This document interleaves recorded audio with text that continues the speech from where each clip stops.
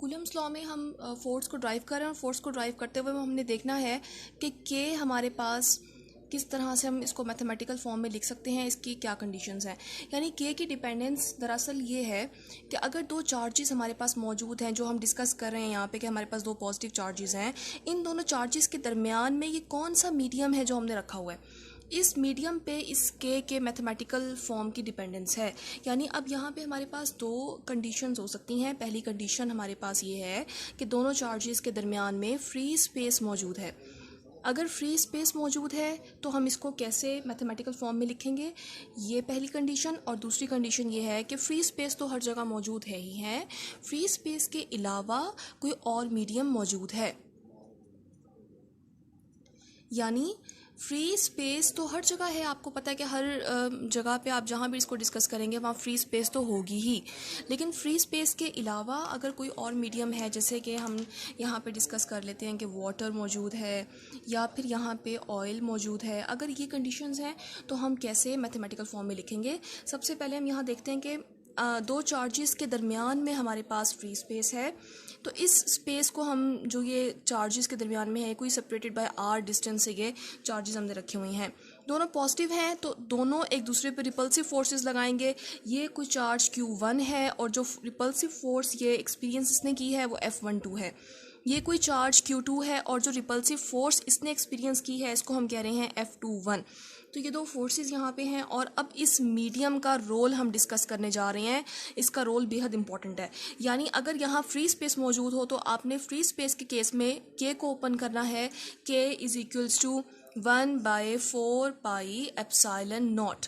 ये epsilon naught इसको हम कहेंगे परमिटिविटी ऑफ फ्री स्पेस।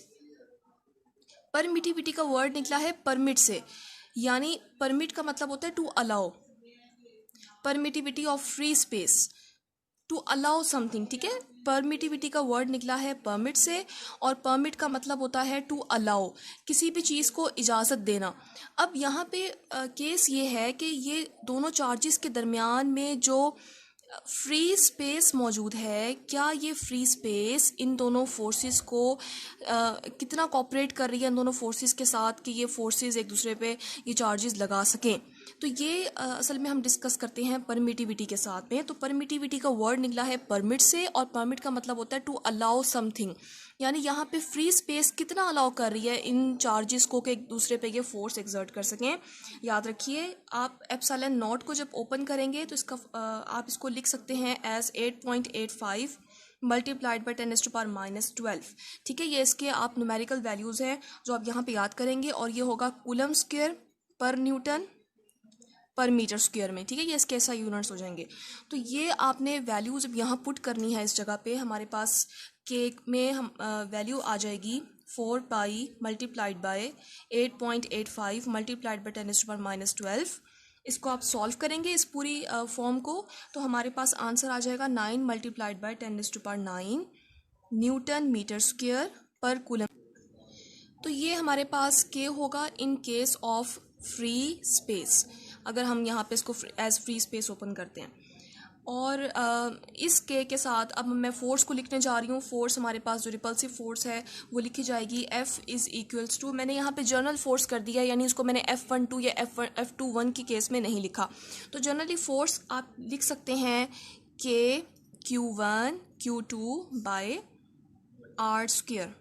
ठीक है, और यहाँ मैं अब के की वैल्यू जो मैंने यहाँ ये ड्राइव की है इन केस ऑफ फ्री स्पेस में, ये हम मैथमेटिकल फॉर्म इसके ओपन करने जा रहे हैं 1/4 pi epsilon naught Q1 Q2 by R square. ठीक है, तो ये हमारे पास फोर्स का वो फॉर्मूला है जो इन केस ऑफ फ्री स्पेस है, यानी ये force in case of free space है।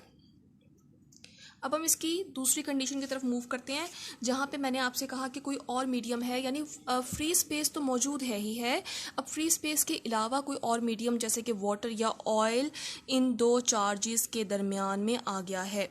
अब दरअसल कंडीशन कुछ ऐसे बनेगी कि इस वाटर या ऑयल के एटम्स इन दोनों फोर्सेस को इंटरप्ट करेंगे, यानी वो एटम्स जो दरमियान में आ गए हैं, अब ये एटम्स हैं ऑब्वियसली इनके भी पॉजिटिव और नेगेटिव पोल्स होंगे, तो ये पॉजिटिव और नेगेटिव पोल्स इन चार्जेस को जो दरमियान में इनके ये एटम्स मौजूद हैं इनको इस तरफ ज़्यादा इंटरप्ट करेंगे बनस्बत पीछे। तो ये एटम्स जो यहाँ पे मौजूद हैं, अब ज़ाहिरी बात है ये चार्जेस इन एटम्स के साथ इंटरेक्ट करेंगे बानिस्बत आपस में, यानी अगर ये दोनों चार्जेस हम इनको देखें जो हम यहाँ डिस्कस कर रहे थे, इनका आपस में वो इंटरेक्शन नहीं रहेगा।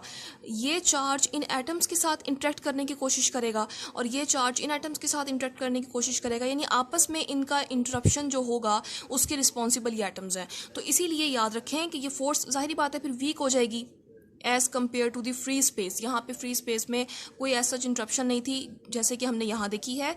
तो इस इंटरप्शन की वजह से ये फोर्स जो रिपल्सिव थी यहाँ पे, ये रिपल्सिव फोर्स वीक हो जाएगी बनिस्बत इस केस के। तो हमेशा जब कभी हम कोई मीडियम यहाँ इंसर्ट करते हैं, वो मीडियम हमेशा इन फोर्सेस को जो रिपल्सिव हों या अट्रैक्टिव हों, डिपेंडिंग ऑन द केस कि आपके पास चार्जेस कौन से हैं, इन फोर्सेस को वीक करती हैं हमेशा। तो ये बात, और अगर कोई और मीडियम आ जाएगा तो आपने के को लिखना है as K is equals to 1/4 pi epsilon naught epsilon R. ठीक है, तो ये एप्सिलॉन आर ये चीज़ है एक्स्ट्रा जो यहाँ पे आपने मेंशन करनी है। ये एप्सिलॉन आर जो है इसको हम कहेंगे रिलेटिव परमिटिविटी। रिलेटिव परमिटिविटी, अब अगेन ये परमिटिविटी का वर्ड जैसे कि हमने पीछे डिस्कस किया कि परमिटिविटी का वर्ड निकला है परमिट से। परमिट का मतलब होता है टू अलाउ, यानी यहाँ पे ये एटम्स या ये अदर मीडियम जो वाटर था, ऑयल था या कोई भी मीडियम था, इस मीडियम ने इन चार्जेस को कितना अलाउ किया है कि ये आपस में किसी किस्म की अट्रैक्टिव या रिपल्सिव फोर्स यहाँ पे एक्सर्ट कर सकें। तो इस केस में अब ये डिपेंड करता है, देखें हमारे पास एप्सिलॉन नॉट की जो वैल्यूज़ हैं वो मैंने पीछे आपको मेंशन करके बताएं कि किस तरह से आपने ओपन करनी है। एप्सिलॉन आर की वैल्यू जो आपने पुट करनी है वो डिपेंड करता है कि मीडियम कौन सा है। आपकी बुक्स में एक टेबल बना हुआ है, उसमें डिफरेंट मीडियम्स के लिए एप्सिलॉन आर की वैल्यूज़ लिखी हुई हैं। जिस तरह के वाटर के केस में अगर वाटर है तो आपने एप्सिलॉन आर को किसी और तरीके से ओपन करना है, और अगर ऑयल है तो ऑयल के केस में आपने और तरीके से ओपन करना है, और वो ओपन करेंगे तो के की वैल्यूज़ चेंज हो जाएंगी उस हिसाब से। तो इसीलिए यहाँ पे हम अब फोर्स को ओपन करने जा रहे हैं। फोर्स जो इस केस में है, अगेन मैं इसको जनरल लिख रही हूँ, F इज इक्वल्स टू के Q1 Q2 by R square. अब यहाँ पे के को हम पुट करते हैं 1/4 pi epsilon naught epsilon R Q1 Q2 by R square. तो ये हमारे पास फोर्स का फॉर्मूला बन जाएगा। आप देखें यहाँ पे अगेन अगर आप गौर करें तो एप्सिलॉन नॉट एप्सिलॉन आर ये दोनों फोर्स के साथ इन्वर्स में हैं। ठीक है, ये इन्वर्स रिलेशन बन रहा है और इन्वर्स की वजह से ये चीज़ इंक्रीज हुई है। हम देख रहे हैं कि यहाँ पे एक एक्स्ट्रा इंक्रीमेंट आ गया बनिस्बत इसके।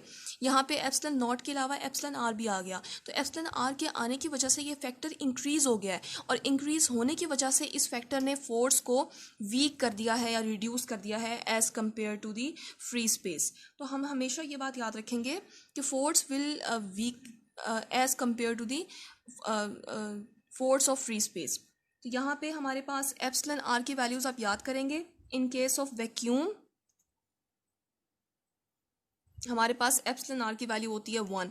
इन case of air epsilon R की वैल्यूज होंगी 1.0006, और in case of water epsilon R की वैल्यूज होंगी 78.5। यानी अगर मेरे पास यहाँ पे वाटर मीडियम था तो वाटर के लिए हम यहाँ पे बाकी तमाम वैल्यूज़ 4 पाई एप्सिलॉन नॉट की वैल्यू जो हमने यहाँ लिखी वही लिखेंगे।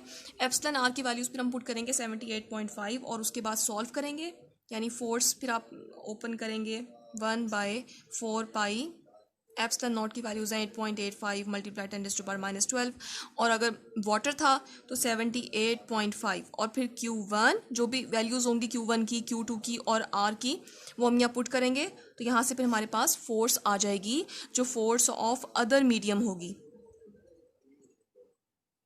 Force of other medium. ठीक है, तो यहाँ से आप इस तरह से उस मीडियम की फोर्स को ड्राइव करेंगे डिपेंडिंग अपॉन कि आपके पास कौन सा मीडियम यहाँ पे मौजूद है।